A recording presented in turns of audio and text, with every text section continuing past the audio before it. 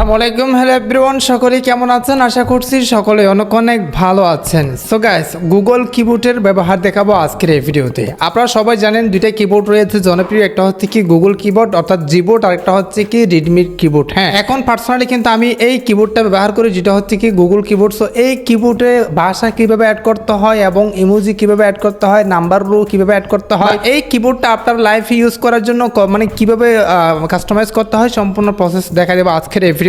আপনি যদি personally Google keyboard use করে থাকেন বা এটা সম্পর্কে জানতে চান তাহলে রিকোয়েস্ট করবো watch this full video. So let's get started. Alright, so guys, আমি আপনাদের সুবিধার্থে আমার কিবোর্ডটা একদম ডিলিট করে দিয়েছি বা জিবোর্ড একদম ডাটা ক্লিয়ার করে নতুন যেরকম থাকে সেরকম আমি আপনাদেরকে দেখা দিচ্ছি। সো প্রথমত এখানে দেখেন আপনার কিবোর্ডটা এরকম করে আনতে হবে। প্রথমত আমি ভাষা অ্যাড করে দেখাবো, এরপর নাম্বার রো ইমোজি কিভাবে অ্যাড করবেন বিস্তারিত দেখা দিচ্ছে। হ্যাঁ, এই যে দেখেন আপনি নতুন ওপেন করলে ঠিক এই টাইপের একটা ইন্টারফেস দেখতে পারবেন। এখানে সেটিংস অপশন আসে, অথবা না থাকলে এখানে দেখেন এই যে চতুর্বক্স এটাতে ক্লিক করে দিলে কিন্তু এখানে সেটিংস অপশন পেয়ে যাবেন। তো প্রথমত আমাদের সেটিংস অপশনটা টাচ করে দিতে হবে। তারপরে এখানে দেখেন ল্যাঙ্গুয়েজ সেট করার জন্য ল্যাঙ্গুয়েজ অপশন রয়েছে, এটাতে ক্লিক করে দিতে হবে। স্টেপ বাই স্টেপ দেখা দিচ্ছে। এখানে দেখেন ইংলিশ অটোমেটিকলি অ্যাড করা আছে, অ্যাড কিবোর্ড, এটাতে ক্লিক করে দিবেন। এখানে ক্লিক করে দেওয়ার পর আপনি যে ভাষাটা অ্যাড করতে চান, ইন্ডিয়া অ্যাড করতে পারেন অথবা বাংলাদেশ অ্যাড করতে পারেন, মানে আপনি যে দেশের ভাষাটা অ্যাড করতে চান সেটা জাস্ট এখানে সার্চ করে লিখে দিবেন, তারপর চলে আসবে। সিম্পলি আমি বাংলা অ্যাড করবো, এই জন্য বাংলাদেশ এটা মানে বাংলাদেশ এটাতে ক্লিক করে দিয়ে ডান অপশনটা ক্লিক করে দিয়েছি। এখানে আপনি কাস্টমাইজ করতে পারেন কোন সিস্টেমে, মানে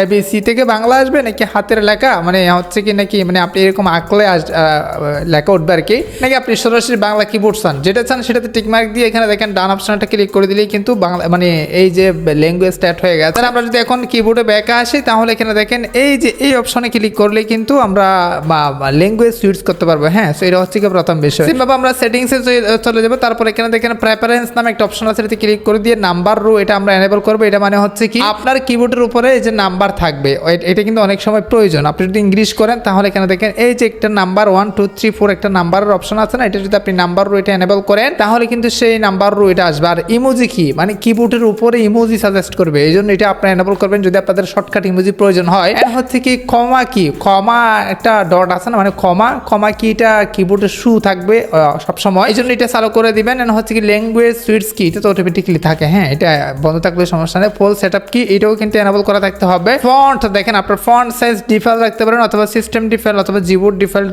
রাখতে পারেন। ফন্ট সাইজ আপনি চেঞ্জ করতে পারেন, আপনি ফন্টটা কত বড় হবে, লেখাগুলা বা হচ্ছে কি যে ABC অক্ষরগুলো এটা কত বড় হবে সেটা আপনি কাস্টমাইজ করতে পারেন, এখান থেকে বড় ছোট করতে পারেন। আমি কিন্তু ডিফল্টে রাখতেছি। সাজেশন স্ট্রিপ এটা কিন্তু আপনি অন রাখতে পারেন। So suggestion and access feature মানে অন্যান্য ফিচারগুলো সাজেশন করবে আর কি। 100 কিবোর্ড এটা মানে হচ্ছে কি দেখেন লাস্টে কিবোর্ড ভাইব্রেশন, আপনি কিবোর্ড ক্লিক করার সময় ভাইব্রেশন করবে কিনা সেটা এনেবল করতে পারেন। ভাইব্রেশন এন্ড হচ্ছে কোন কি প্রেস সিস্টেম ডিফল্ট রাখতে পারেন। নরমালি এই সেটিংস টা আপনি একটা করে দেখতে পারেন আসলে কিবোর্ডে কোথায় চেঞ্জ হচ্ছে। হ্যাঁ, হচ্ছে কি থিম, আপনি যদি থিম চেঞ্জ করতে চান এই যে দেখেন এখানে বিভিন্ন থিমগুলো ইউজ করতে পারেন, মানে কিবোর্ডের থিমটা পরিবর্তন হবে। বাট আপনি যদি নিচ থেকে ছবি দিতে চান সেক্ষেত্রে দেখেন আমি আপনাদেরকে দেখাই দিই। এই যে এই অপশনটা ক্লিক করে দিবেন, ক্লিক করে দেওয়ার পরে এখানে আপনার গ্যালারি শো হয়ে যাবে। এখান থেকে আপনি চাইলে আপনার কিবোর্ডে কিন্তু ছবি দিতে পারবেন। এই যে এত বড় করে আপনি ছবি দিয়ে নেক্সট অপশনে ক্লিক করে দিয়ে এখানে দেখেন এটা বড় ছোট করে নিতে পারেন। আপনার কিবোর্ডে কিরকম দেখা যাবে সিম্পলি ডান অপশনে ক্লিক করে দিলে তারপর এখানে দেখেন অ্যাপ্লাই বাটনটা টাচ করে দিবেন। অ্যাপ্লাই বাটন টাচ করে দিলে কিন্তু এটা সেট হয়ে গেছে। আমরা যদি একটু টেস্ট করি তাহলে দেখতে পারতেছেন এখানে কিন্তু ঠিক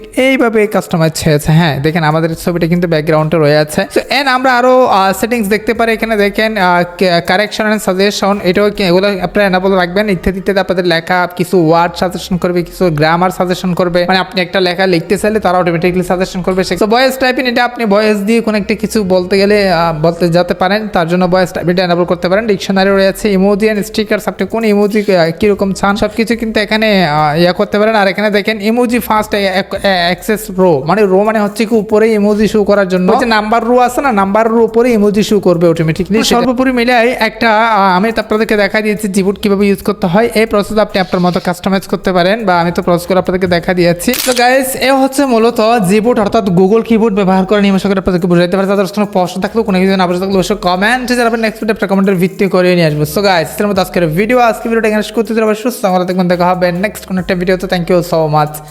আসসালামু আলাইকুম।